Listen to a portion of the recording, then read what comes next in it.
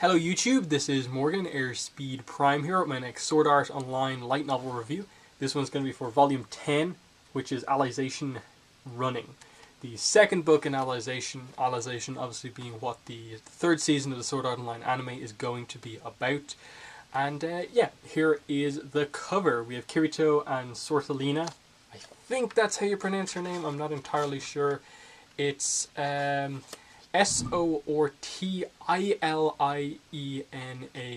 and then Sortalina Serlu, Seorlut. They're going for obviously kind of Italian-French sounding names with like Yu-Gi-Oh and so on. So that's kind of what why they sound a little bit different than like Kazuto Kirigaya, for example. But yeah, that's the cover, Kirito and her. Inside cover, we obviously get an idea of some of our other characters. We have Kikuoka, Asuna here, Higa, who's the inventor of the Soul Translator, which is the full dive technology that you use to use Underworld, and Rinko, who is Kayaba's girlfriend when he was still alive. Second page we get sort of Lena or Liana or Lena, as kind of she likes people to just call her. Kirito, Vovo Levantine, who's obviously he is the #1 ranked guy in their Sword Academy. Liana is #2. Kirito is her page. Yu-Gi-Oh is the page to I think the #4 ranked guy, and then the final color spread page is actually the last scene from the entire book, and this is set basically after Liana has graduated from the Sword Academy, and now Kirito is one of the upperclassmen, and he has a page of his own. Same with Yu-Gi-Oh, he also has a page of his own. So there's a lot of kind of time jumping around in this story.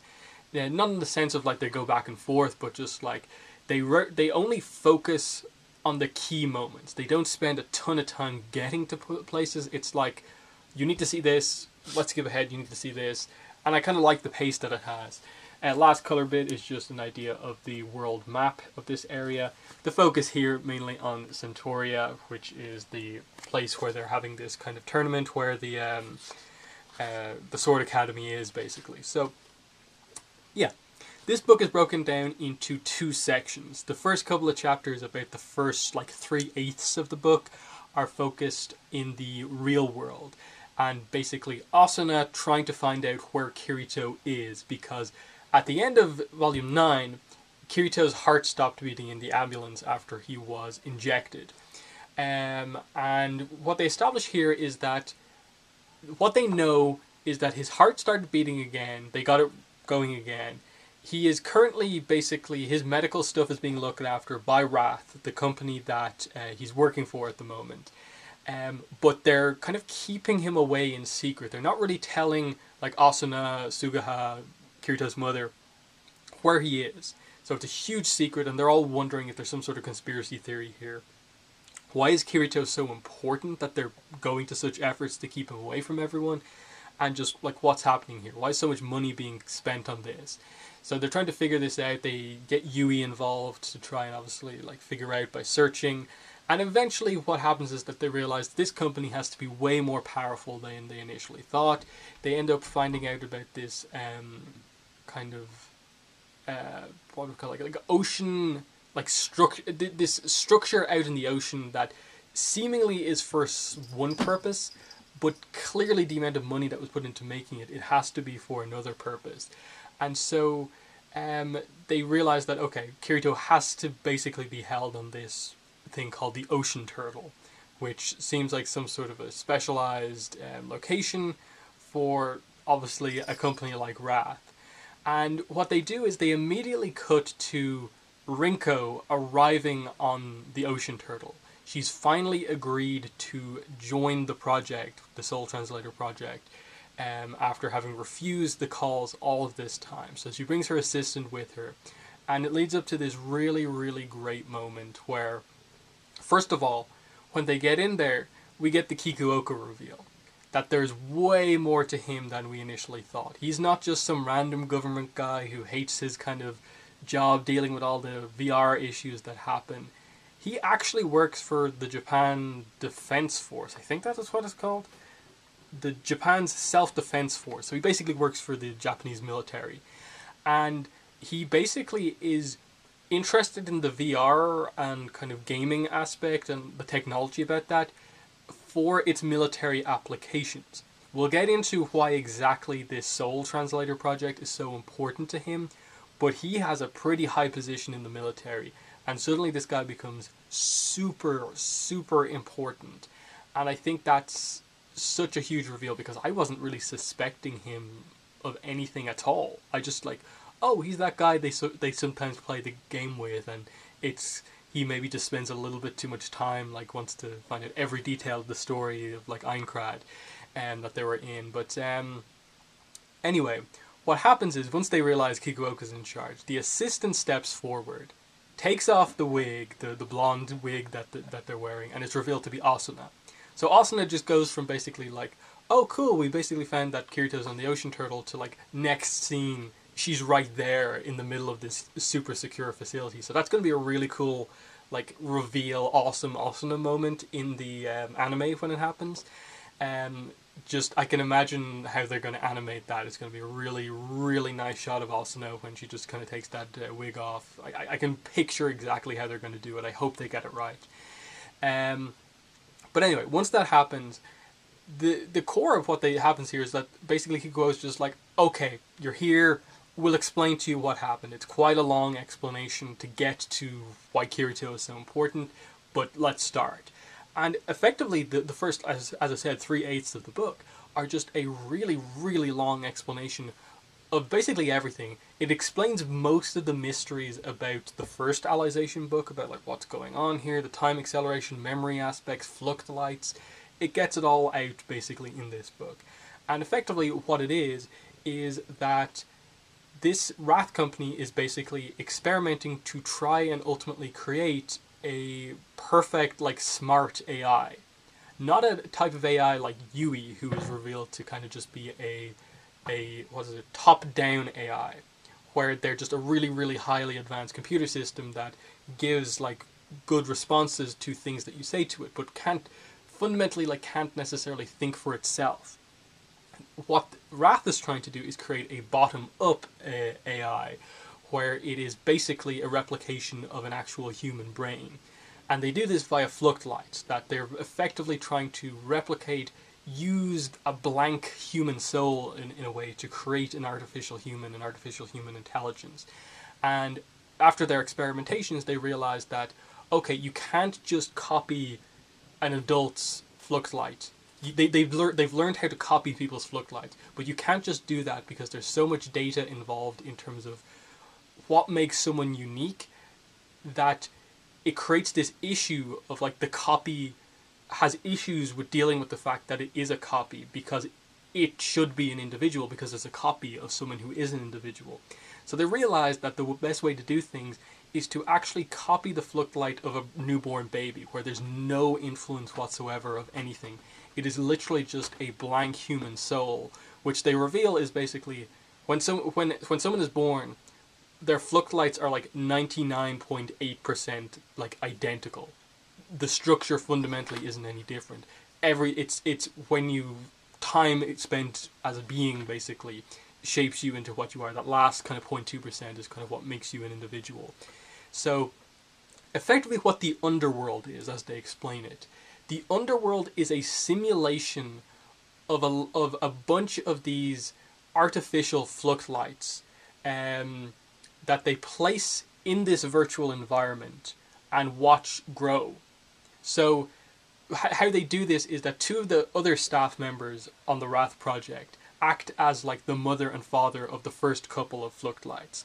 They all grow into like, artificial children, and because the people who are acting as the mother and father are diving into this world, they effectively are the children of these people. And because of the way that the fluctolight stuff works, it means that you can actually accelerate time like drastically. So effectively they play, I think they say like 18 years or something like that of the game within the space of a couple of months. That the acceleration is much more than 3. They can go to at least, I think, 1,500, they say.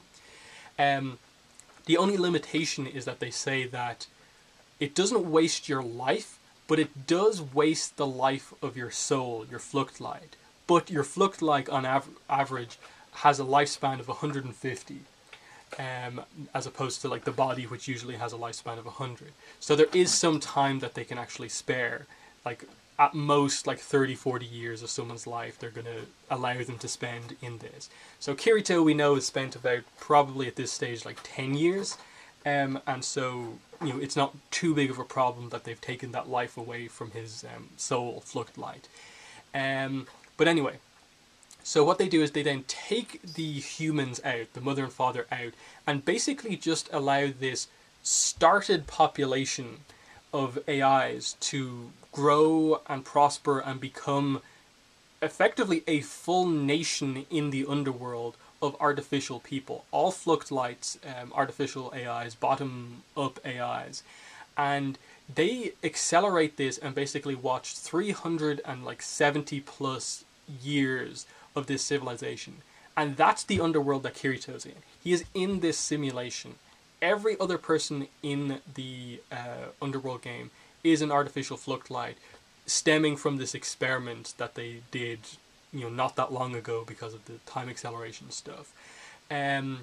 So that's super, super interesting. Just the idea that, like, oh, like these are literally what effectively all of this stems from, like, the copies of a couple of babies, like, souls basically, and they just did this simulation of what a population would be like to see how it goes. Now, taking Kirito out of the equation, what happened in those 300 years is that it was a completely prosperous, a utopian society, basically, because while effectively they were people, the only thing that they never did was break the rules. That these taboo, you know, index laws that they talk about in the first book and this book, they weren't just like the laws in the real world where people break them, that yes, they are enforced, but there's nothing that like physically just stops you from doing them. Yet that seems to be a limitation with these AIs. They will never purposefully break any of the rules, and so never really accidentally break them either. So it's a near perfect, you know, duplication of human souls. They are artificial beings, except they just for some reason won't break any rules that are established. And that's where Kirito comes in. Because he has spent so much time in VR and in these full dive environments, he is one of the only people basically in the world who is so comfortable in a full dive environment that he can just be himself in the virtual world and have the impact that a real person would have. And so when the reason he's hired on board this project is because they quickly note that when he's playing the game, he actually starts to influence the other Fluchtlights, the Fluchtlights around him, to get them to the point where they're almost going to break the rules. And they establish that the reason Alice was taken away is because of basically Kirito's influence. It is impossible for the AI Fluchtlights to break the rules of their world. But because of Kirito and the different factor that he added in, he effectively led to Alice breaking that rule, even if he didn't like tell her to do anything. It happened because of his influence in a way. And you even see that throughout the present day story as well, with what Kirito is like currently doing in the Underworld. So that is just such an interesting concept for me, that's what they're going for here. That the reason that Kirito is doing this is because, you know, he is the only one who's able to properly, like, I suppose, have an influence on these AIs to turn them into actual people in a way, just by interacting with them. Now, with regards to what Kirito's like physical condition, he is currently in the full dive environment. That's where he is. The present day story towards the end of book 1 is Kirito in the full dive environment post being like resuscitated, basically, his heart, you know, being beating again. They established that they have this metacuboid, you know, soul translator unit that can effectively repair Kirito's brain as long as he remains in the full dive. It's going to take a decent amount of time, but it's completely safe. It's the only way that he's going to get back to full like mental capacity. So they immediately established Kirito will be all right once everything goes fine. But throughout the story in the Underworld, they seem to establish that Kirito's Flux Light, his soul, has an influence in the game, and things can kind of influence his soul. So they're sort of setting up that there is a danger to him and what he actually accomplishes in the game. How exactly they go about doing that from here on out is going to be very interesting, but it for sure is a really, really, really cool concept. And so they established that because the game is running at like effectively like 1,000 times speed or something like that, they can't live watch Kirito in the game because it's happening so quickly. They can only watch what has already transpired. So the implication between books, I assume, is going to be that they show Asuna some footage of Kirito and what he's doing, but they're never fully up to date with like live what Kirito is doing. So the question is obviously going to be like how they approach like what Asuna is going to do next. Does she feel the need to enter this world to try and help him, or what? So it's just really, really cool concept. But the reason that Wrath is trying to do this is because they obviously want military AIs to fight the wars. And that's the kind of darker side of Kikuoka. He's only really interested in games for their military use, and kind of has very kind of dark, morally kind of dark views on a lot of this stuff in terms of the correct way to do it. He doesn't view any of these AI Floodlights as actual people or anything like that, so he has no problem with like making them expendable effectively. So whereas like Asuna and Kirito, of course, even treat like NPCs in games as actual like people. So that's the gist of the present day part of the story. Next, we'll go into the stuff that happens with Kirito in the Underworld. Okay. Okay, so for the Underworld section of this book, of Kirito and Yu-Gi-Oh continuing their quest to get Alice back, which involves them becoming Integrity Knights and that giving them access to the location where Alice actually is. Basically, we kind of skip over the kind of journey from the initial starting village in 9 to immediately they're in the Sword Academy, the first Sword Academy they need to attend, and it's the day of the big sword tournament. So it's really, really quickly paced here. We're just immediately into the sword tournament, immediately into this is how this school system works. There's basically the lower classmen, upper classmen. It's like disciples and elite disciples. The elite disciples are like the people who've been in the school longer, and they are ranked from like, I think it's 1 to 12 or something like that.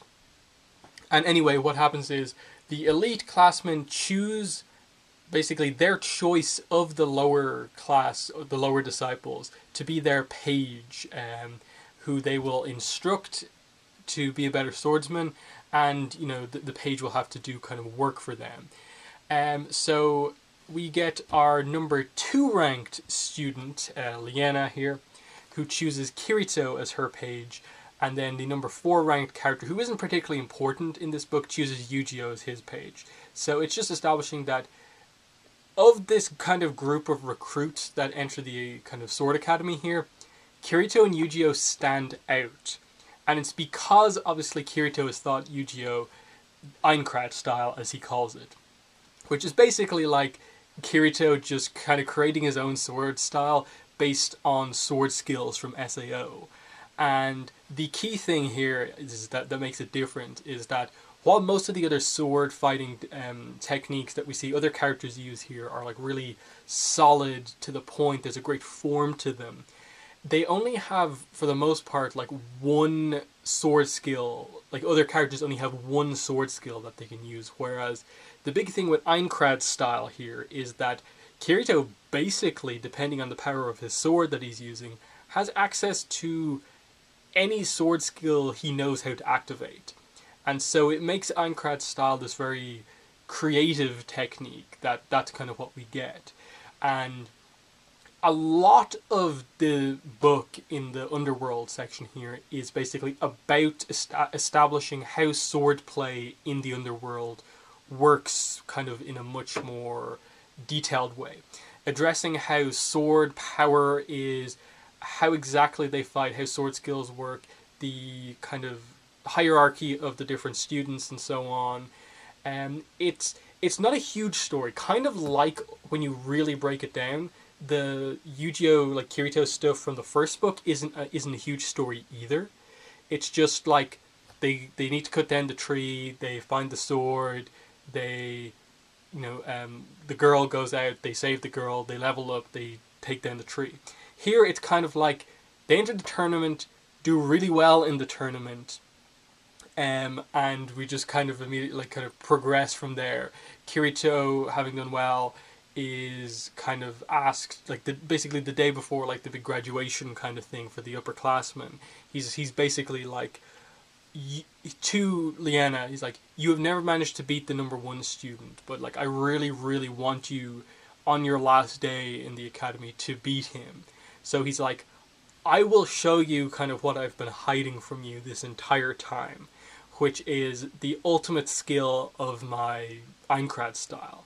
Because it's revealed, like one of the key things that you get here with Kirito and Leanna's relationship is that she chose Kirito as her page, even though she's a noble and he's just a commoner. Like him and Yuji are the most like commoner of the commoners in the Sword Academy, whereas most of them are nobles. She went against kind of the done thing and chose him because she saw something special in him in regards to the way he used a sword. And you see that as much as she has thought him absolutely to be a more solid like overall swordsman, whereas like his sword skills are primarily what keep him in the game. He is trying to give her like the power and kind of inventiveness that she needs to defeat the number one ranked student.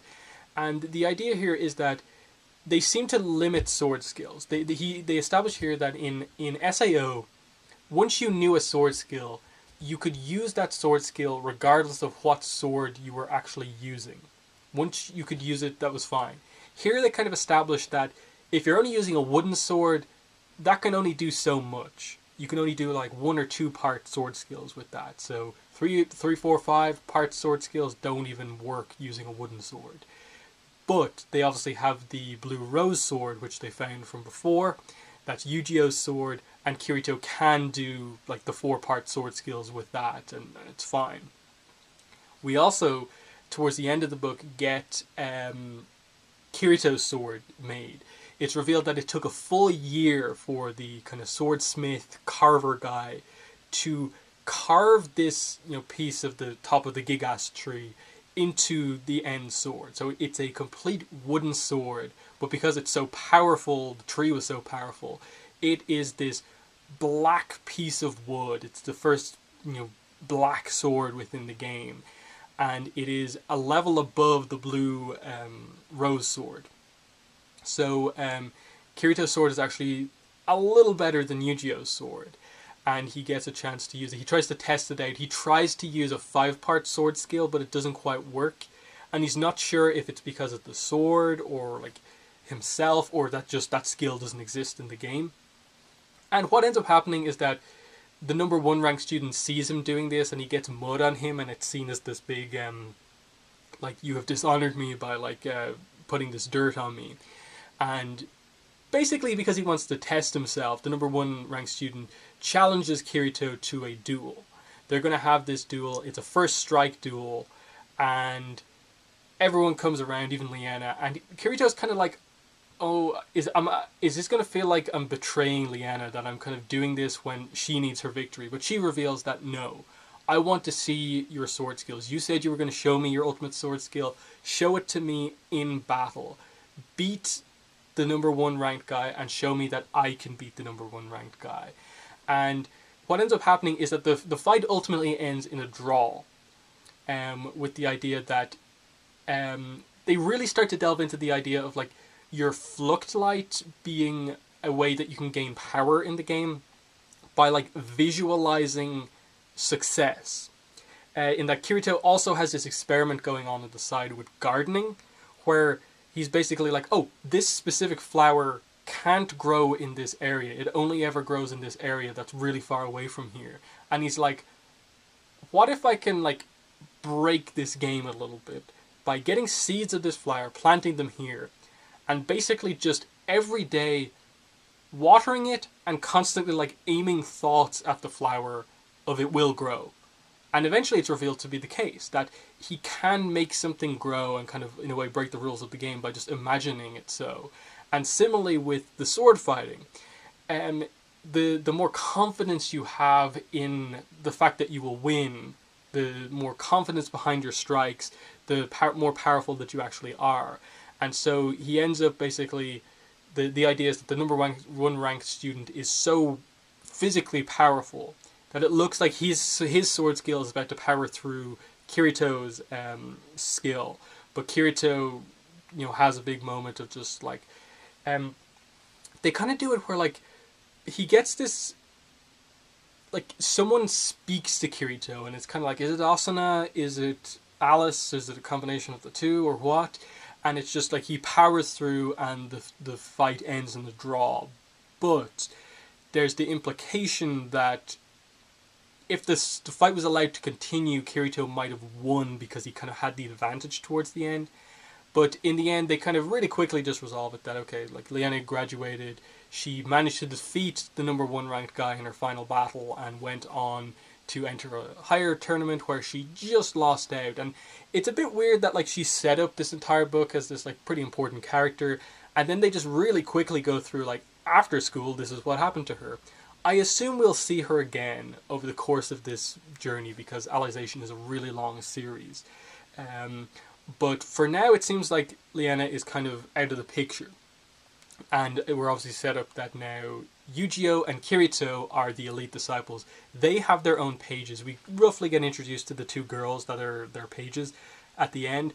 We don't really know much about them, and it's just that they hope in about a year's time to qualify as the like number 1 and 2 ranked people from their year, enter the next tournament, win that, enter the next tournament, become Integrity Knights, and get there. That's their ultimate plan, to just ascend through all of the ranks and get what they want, which is Alice back in the end.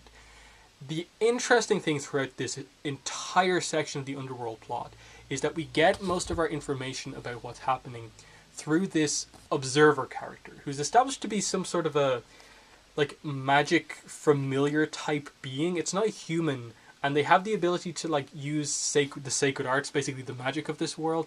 And they follow Kirito and Yu-Gi-Oh around under orders from a master who told it to follow them.